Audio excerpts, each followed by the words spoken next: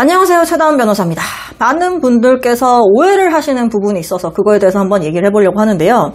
어떤 사건을 딱 봤을 때 이게 명백히 얘 말이 맞고 제 말이 틀리고 혹은 뭐 이거는 너무나 누가 봐도 명백한 사건이야 라는 건 거의 없습니다. 사실상 다툼의 여지가 있거나 혹은 줄기 맥락은 저 사람 말이 맞는데 그 디테일한 부분에 있어서는 이 사람 말이 맞을 수도 있는 거거든요. 그렇기 때문에 결국 어떠한 판단을 내리는 데 있어서는 줄기만 보는 게 아니라 곁가지들까지 다 봐야 되는 거기 때문에 어느 한쪽의 주장만이 옳다라고 볼 수는 없는 게 대부분입니다. 자, 생각을 한번 해볼게요. 민사소송이라고 한다면 원고가 있고 피고가 있고, 형사소송이라고 한다면 검사도 있겠지만 그건 일단 차치하고, 결국 가해자 측과 피해자 측이 있을 텐데, 가해자 측도 변호인이 있을 것이고 피해자도 어떤 법적인 조력을 받을 수 있잖아요. 변호사를 대리인으로 선임해서 다툴 수 있죠. 자, 그럼 결국은 양 당사자 모두 전문가의 도움을 받거나 전문가의 주장을 얹어서 다투게 되겠죠. 그러면 정말 초년차 변호사들의 실수가 뭐가 있냐면 그러니까 수습을 하거나 이럴 때 이제 새파랗게 어린 후배들이 이제 큰일 났다면서 막 뛰어옵니다. 그래서 뭐가 큰일 났냐라고 물어보면 상대방이 대법원 판례를 냈어요 라고 얘기하는 경우가 있어요. 자, 그쪽은 not A라는 주장을 하고 있고 우리는 A라는 주장을 하고 있어. 자, 그런데 not A처럼 보이는 대법원 판례를 가지고 걔가 의견서를 빵 낸 거예요. 그랬더니 이제 초년차는 놀라는 거죠. 어머, 우리 주장이 틀렸나 봐. 대법원이 이걸 인정하고 있었네. 이런 식으로 오해를 한다는 거죠. 그런데 사실관계가 완전 동일한 사건이라는 건 세상에 없습니다. 자, not A라는 걸 뒷받침하는 대법원 판례가 있을 수 있듯이 A라는 걸 뒷받침하는 대법원 판례도 있을 수 있어요. 그러니까 각자 대법원 판례를 다 냅니다. 거의. 아주 똑 맞아떨어지지 않더라도 그냥 초년차가 봤을 때 혹은 아마추어가 봤을 때 그냥 걔 말이 맞는 것처럼 보일 정도로는 갖다 붙일 수 있다는 거죠. 자, 그러면 대법원 판례 가지고 싸우는 건가? 그런 게 아니라 사실관계 디테일을 가지고 싸우는 거예요. 그래서 많은 분들께서 자꾸 명명백백히 사실이 뭔지에 대해서 따지려고 하시는데 사실이 뭔지에 대해서는 모릅니다.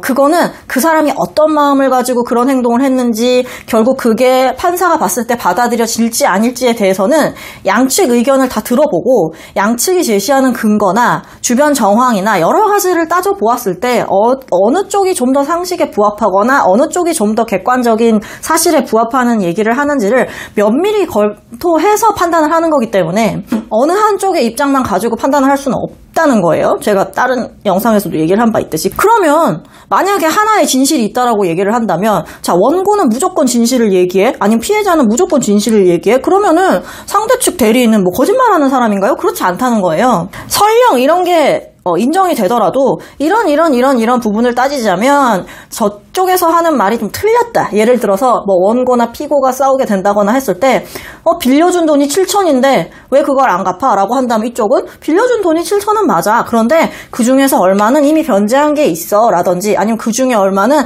어떤 명목으로 받은 거지 실제로는 반환해야 될 성격은 아니야. 라든지 아니면 이미 내가 그 전에 빌려준 돈이 얼마가 있었기 때문에 이거를 받았고 뭐 이런 식으로 뭔가 다툼이 있을 수 있잖아요. 그쵸? 그게 한쪽의 말이 무조건 맞고 한쪽의 말이 무조건 틀린다거나 혹은 이 두 사람 말 중에 어느 쪽이 명확한지가 너무너무 명백하게 증거로 남아있는 경우에는 보통 이렇게 성사로 따질 일도 없겠죠. 그렇기 때문에 각자의 입장이라는 게 있는 거고 자, 그러면 내가 소송을 하면서 상대방이 막 거짓말을 해. 정말 사실이 아닌데 막 얘기해. 나 너무 스트레스 받아. 그러실 필요도 없는 거예요. 왜냐하면 그 사람은 그냥 그 사람 나름대로의 주장을 하는 거니까. 그걸 어떻게 받아들이는지에 대해서는 결국 제3자인 판사나 검사가 판단을 하는 거고 그럼 난 어떻게 해야 돼? 결국 내 주장을 훨씬 더 상식적이고 훨씬 더 납득하게 수월하게 혹은 내 말이 훨씬 더 사실에 가깝다는 것을 탄탄하게 입증해줄 대리인을 통해서 혹은 변호인을 통해서 판단하는 사람으로 하여금 내 말이 더 맞다는 걸 인정하게끔 하는 게 중요한 거죠. 그렇기 때문에 항상 상대방이 변호사를 선임해서 다투는데 그럼 우린 망했다가 아니라 그럼 우리도 훨씬 더 내 사건에 대해서 면밀히 검토해주고 내 주장을 잘 전달해줄 변호사를 통해서 다투는 게 굉장히 상식적인 일입니다. 그렇기 때문에 상대방이 뭐 어떻게 했네, 저땠네, 뭐 이런 걸 가지고 일희일비할 필요는 없다. 결국은 각자의 입장이라는 게 있는 거고 내 주장 혹은 내 입장에서 할 수 있는 최선을 다하시는 게 결국은 송사이다 보니 그 점을 받아들이시는 게 조금 덜 고통스러우실 거예요.